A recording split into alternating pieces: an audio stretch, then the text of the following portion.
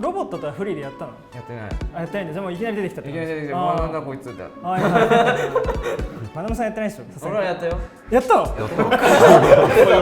たのかしら。いや俺絶対これコロナかかったって思って PCR 受けたら陰性で、なんでだって思ったらこれエアコンでやられただけでした。紛らわしい。メイクゲーマーズモアシグニフィカンシグネーター。キャラの話？キャラなんかあるかな？キャラか考えるか。キャラで思うことか。まあやっぱ DLC2 ゲーって、今ちょっと揶揄されていますけれど、どうですか自分のキャラはいけますかみんな DLC2 側だしね。2側です。僕らは2側です。いや DLC2 じゃないキャラの方の話で。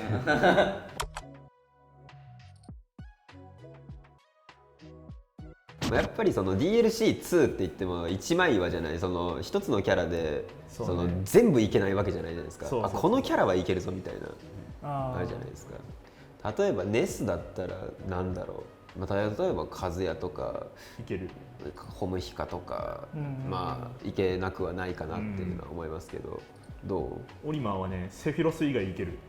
あ、結構便利だよ。いいじゃない。セフィロスだけきつい。そうだね。リーチ的なね。なんもない、ジャスがしてもなんもないし、結構やばい。マジか。なんか最近やっぱ DLC2 にいけるかいけないかで結構キャラランクっていうのは決めてる節もあるかもしれないから、そう考えると優秀なような気がする。全然オリマーは優秀な方だと思うよ。セフィロスがいなければ。オリマーって結構強いよな。だいぶ強いですよ。なんか割と過小評価され気味な最近。なんか置いてかれたキャラみたいなのあるけど、なんだかんだ高いよね火力ね。いやそれはもちろん。だし結構スティーブに隠れるというか最近の。そう。なるほど。いいキャラだよねすごい。じゃあルキナとか。ルキナは全部いけるし。全部いけんの？全部いける。本当に全部いけるし。セフィロスはいける。だって勝ってるよ。確かに。勝ってるよ。じゃあルキナは逆になんか何がきついんだっけ？何がきつい？普通のキャラで DLC2 以外で。勇者。勇者？ルールは基礎できない。そういうことか。それだけ。きついのそこだけ。そういうこと？勇者だけ？勇者だけだね。マジで？すごい。その以外はもうなんか。よくそれで面々持ってるね。それがすごいわ。俺だったら絶対ルキナターンで行くもん。そのルキナ持ってて勇者だけなんだったらね。面々専用機になっちゃいそうだね。面々が対勇者専用機みたいな。そう。でスネーク話するじゃん。やっぱりそのいけるってスティーブが。いやスティーブは多少でもこれだけは言ってきてんだけど、有利はねあんまり信じないんだよね俺は。あ、そうなんですか。なんか5分ぐらいってかなんつうんだろうね、相性は正直分かんない全く。有利かもしれないし不利かもしれないと思ってる。だけどなんかスティーブのトロッコに対して割と回答あるっていうのと、近距離に対して、逃げながら集団負けるっていうのは、やりやすい。その相手の得意な土俵で戦わなくていいっていうのは結構いい感じなんだと思う。僕はスティーブ以外にいける。でも結構ね面々とかは面倒くさいと思ってるし、でもねあとは結構いける実は。マジですか。某海外のトップのアメリカじゃないスネーク使いが言ったんだけど、スネークは面々以外の DLC キャラには実は面々と浄化以外の DLC キャラは実はかなりいける。5分以上ついてるみたいな。だいぶ優秀な性能。そうね。それが本当だったらだいぶ優秀だし、実際俺も確かに今やりやすい環境だなとは正直思うねスネークは。なんか面々全盛時代からさちょっとスティーブに入れ替わってるじゃん。それが結構でかいなっていう。面々がたくさんいた頃よりかはまだやりやすいし、って感じ。だからその面々とかあとスネークとかにフォックスを持ってるっていう。だからさっきの話で言うと俺は完全にもうフォックスっていうのは専用機なんだよね。全キャラに全然出せない感じというか、スネークと面々が来たらそれだけ出すっていう感じだね。なんかあんまみんなそんな DLC2 に苦しんでない。思ったより困らない。なんかでもガクさんとねダブルダウンで結構長いことね談話したよね。しましたね。スティーブにジェイクだっけ、ジェイクに負けてどうしようってことでねサブとかも検討してみたいな話はあった。やっぱりその2キャラ使うのが今スタンダード。それでまあそのケンさんともちょっと話したけど、こんなネスよりキャラランクの高いソニック使ってる俺がサブキャラ持ってんのに、なんでお前はサブキャラを使わないんだまあ確かに言われてみればそうだよなっていう。昔はそんなこと言うやつじゃなかった確かに俺は呪われてるんだしか言ってなかったまあただサブキャラやっぱみんなね他のプレイヤーも使ってると思うんですけど、まあ、やっぱりそのサブキャラに合ってるキャラクターっていうのがいるわけですよ。そのやっぱ相性だけ考えて選んじゃいけないなっていう。なんか難しいけどみんなサブキャラは結構そうフォックス俺はハイカロリーだと結構思ってて、まあでもそのさスマッシュ4から使ってたから。そう俺はただそれだけなんだよね。スマホから使ってたメインだったから、今でもある程度動かせるだけなんでメンメン両方相当カロリー高いよ多分。高いと相当高いよ。それがすごいわ。ルキでもハイカロリーだね。はあよくね二足のわらじで使えますね。すごいよね。もう気合気合でホムヒカカロリー高い。カロリー高いの高いと。でも多分さオリマーの方がさシュートにとってはカロリー低いんだよね。オリマーが余裕すぎますね。カなんロリーかゼロです。メインのオリマーが俺にとってのなんかフォックスみたいな感じで、結構もう長いこと使ってるから割とずっと動かせみたいな感じで多分ね。フリーだと全く使わないからオリマー。マジか。いやだから参考にならんそうだよね私全くもっとなんかね本当にまあ簡単っつったらあれですけど、ちょっと手軽に使えるキャラクターをサブに置くのがいいかなって僕は思ってるんですけど、なんかどうなんでしょうなんか俺とか平日大会とかもう固定で出てるからホムヒカとかで。そうなんだ、負けてもいいからとにかく使おうみたいな。ああなるほど。数でネスはどうなの？なんかさ、1ヶ月ぐらい全く触んなかったら結構衰えそう？いやそれが分かんないですよ。1ヶ月全く使わなかったことがないので。ああそういうことね。大丈夫だと思う1回試してみるのはいいと思う。本当ですか。でキャラさ例のキャラ使うの？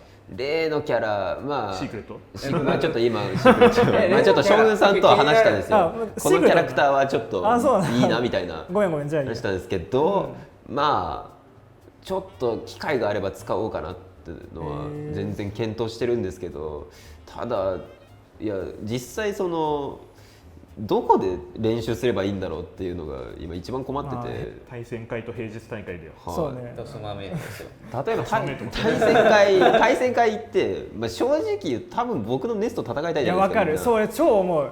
それさ俺もそうだからフォックスねなかなか出せないんだよ。ありますやっぱ。でなんかそれさ分かれるよね。なんか気使う人ともう全然俺が使いたいキャラ使うだけじゃんって完全にシュートのそれだよね。俺そうですねそうだからその図太さというかなんかいいなって俺はすごい思うわいやなんか相手を育てに来てるわけじゃないから。そうなんだけど自分育てに来てるだけで。でもなんか対戦してる相手はさ言わないまでも内心はなんかねスネークとやりたいんだけどなって思われてんだろうなって思ってるこの瞬間がすごい嫌なんだよね。だから、まあ、スネーク使っちゃうとか結構でフォックス使うときはなんかいろいろ言ってすいませんっつってフォックス使ったりとかは本当ある俺も。割と俺も気づいてますけどね。オリマー使ってほしいんだろうなみたいな。多分まあ使わないですけどそうなんかみんなは何から入るサブキャラを作るときは補完から入るのか、これ使っててなんか合うな楽しいなから入るのか。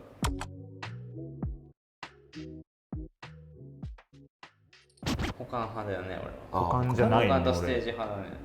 前田さん完全に理論値で考えようとするよね。俺はホムヒカが参戦したから使ってるだけだね。そういうもともと原作でそうですね。シルクを諦めてホムヒカに変えただけですね。はいなんならシルクもスマホの時とかサブで大概出したもんね。いやなんかまだ踏ん切りがつかないというか、なんか怖い。なんか新しいことに手出すのが怖い。挑戦しとくじゃない割と。そうダメだったらやめればいいだけだし。ダメだったらっていうそのやめ時引き際を見極めるのも分かんないから。確かに俺もホムヒカ一時期結構使ったんだけど、なんかね1000戦ぐらい使ったんだけど、なんかメイトでいうと1600とか700ぐらいから上に行くのしんどいなって思ってやめたね。いや1000戦もやったら俺もったいなくて多分使い続けちゃいますね。本当結構そういうキャラいっぱいいるけどね俺。本当ですか。ポケトレもそんぐらい、ビップも合わせるとそんぐらい使ってるって感覚的にしっくりくるか来ないかはすごい大事にしてる。でポケトレもホムヒカもなかなか来なかったね。マジか。いやなんか痛み入ります。その貴重な2キャラ使いの意見。普通になんか昔ね配信とかでまあVIP 配信とかでちょろっと使ってとかでいいんじゃない？わかんないけど。VIP 配信にはすごいいいよ。最初 VIP で鳴らしてとかね。まあ負けても正直いいじゃないですか。あ、そう。負ける時期なんで。そう、育ててる途中は。負けてもね、まあ別にふんでいいじゃないですか。これから勝つから見とけよみたいな。熱いな。俺の6ヶ月後を見とけよ。結構かかるね。そんなもんな気がするけどな。でこれも聞きたいんですけど、例えば他のキャラクターを使ってそれが自分のメインのキャラクターに生きたことっていうのは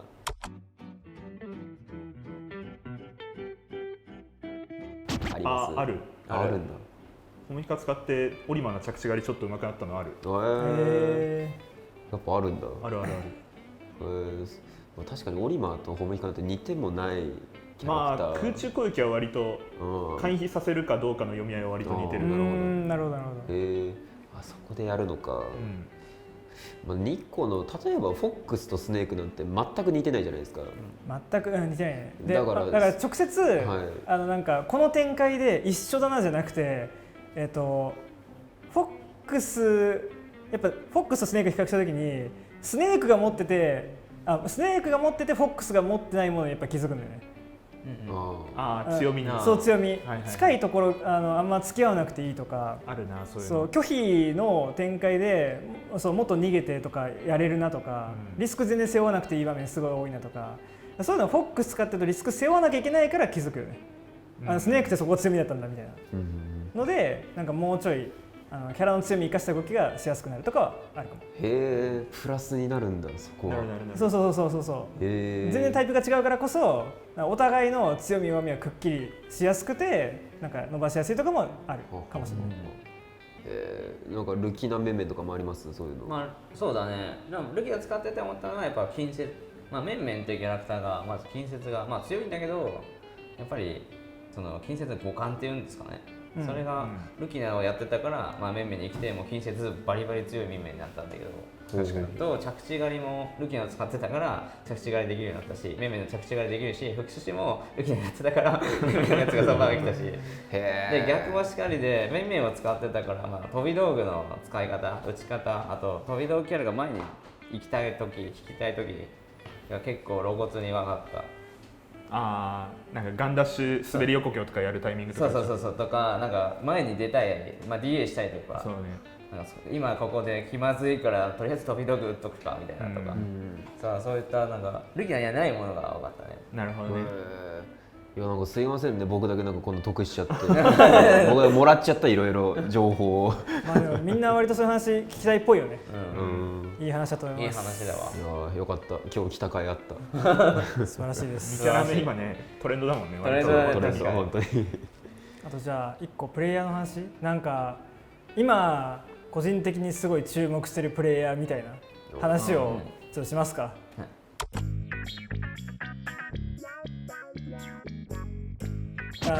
俺はアメリカの今回のダブルダウンで結構上位に行ったアポロケイジ、彼だね。で彼はね最近すごい注目されたと思うんだけど、スネーク界隈の中では結構前から注目されてて、イーサムのピカチュウに勝ってるんで、それで俺は知って強いなって思ったんだけど、個人的にはなんかねツイートがこうすごくいい感じっていうか、こう心持ち、自分の競技に対する思いとか取り組み姿勢とかを結構ツイッターで書くんだけど、それがなんかすごいいい取り組みだなっていうか、なんかあんまり一大会に固執しすぎずにちゃんと着実に強くなっていけばおのずと結果出るんだから、そのナーバスになる必要ないみたいな自分に言い聞かせるようなツイートを結構してるんだけど、それがなんかすごい共感できるというか、なんかいいマインドだなって思うから、そういうのも含めてすごい注目してる。パナムさん注目。いや俺もう戦った選手しか信用できない。かっこいいな、なんかなるほどね。戦ったプレイヤーしか印象に残らないから。いいんじゃない、戦ったプレイヤー言えば。将軍直だね。将軍直だね。そうなんだ。もうずっと思ってたから、将軍さんはようやく今結果をもりもり出してくれて。書いてないじゃん。なんかこれめたいこと言って申し訳ないけどカンペがあるからさ、そこになんか俺の名前ないからいきなり言われてびっくりしたけど、あ、そうなんだ。そう、完全アドリブじゃん。アドリブです。アドリブなんだ。そうなんだ。わかりました。ありがとうございます。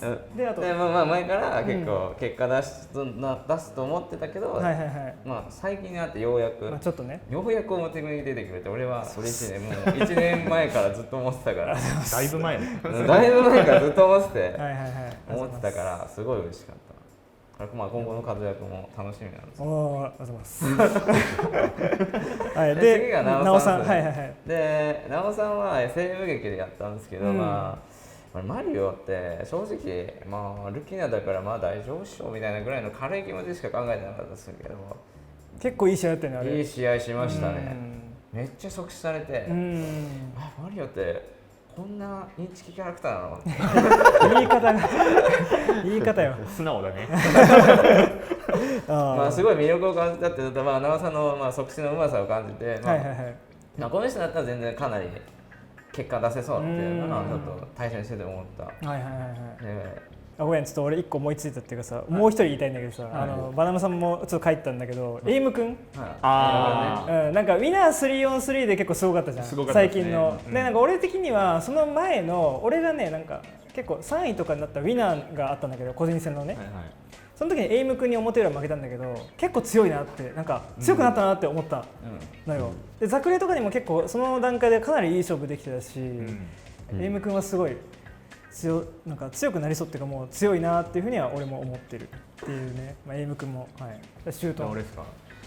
そうだな。オリマ扱いのプレイヤーなんですけど、アメリカで対戦した34知らないですか。34と日本のシンジですね。シンジさん強いよね。シンジめちゃめちゃ強いですよ、マジで。わかるわかる。対戦そうないけど、なんか強いわ。初めて対戦したのがシュートンメンバーのメンバーフレーセンなんですよ。めちゃめちゃ強くて俺最初負けたんですよね、確か。教えることねえじゃんこれってとアメリカの34っていう16歳ぐらいの振動的な立ち位置なんですけど、ホムヒカで1本取られたんですよね、強くて。今回ダブルダウンで当たったんですよ。そうなんだ。でもなんかシュートンと対戦できてよかったみたいな、めっちゃ可愛い感じの。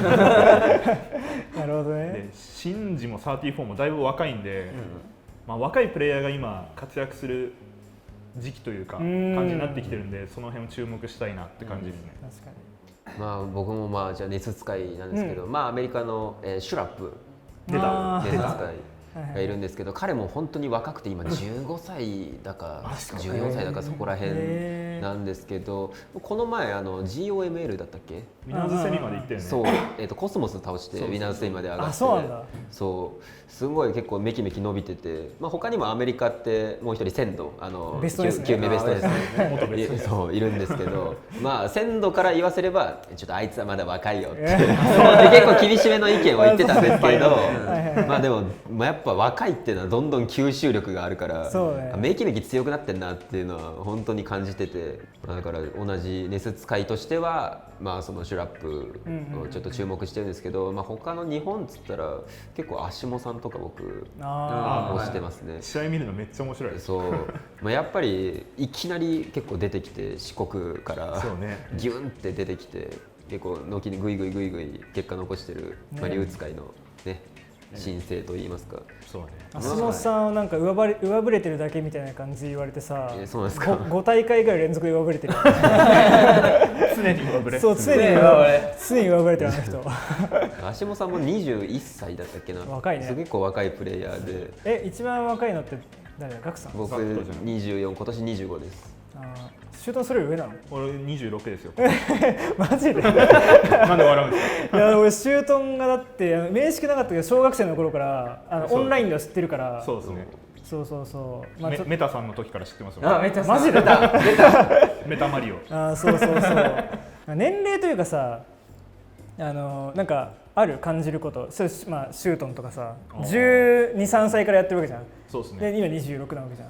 なんかこう年齢による衰えというか変化というかある？今のところはまだ感じてないですね。成長の方が感じてる気は。わかる。なんか俺は感じるけど、奮い立たせてる。でも気持ちでどうにかしてる。気持ちでなんとかしてる。全体的にはそうなんだ。気合がすごいね。気合で感じるってのはその反応とか判断の衰えみたいな。いや違う、学びですね。学びに行こうっていう姿勢が弱いなと思ったから、そういうこと？だから外行こうって。外行こう。外何してんの？まあ外行ってオフ行こうっていうか。そういうことね。いろんな人と対戦しようと。なるほど。結構過去の話になったから、ちょっと振り返りであればいいんだけど、なんかお互いの馴れ初めというか絡み始めのエピソードというかあればって思ってて。話の盛り上げ方が下手で結構ブツって切れちゃって寂しいってなっちゃうんで。なんだよそれ。ショートケーキ食べながら泣いてたらしい。一番俺 YouTube 伸びた要因がエボジャパン優勝だって。パッとバナムに帰ったら10万円とかさ。そんな俗企画でいいじゃん。俗企画。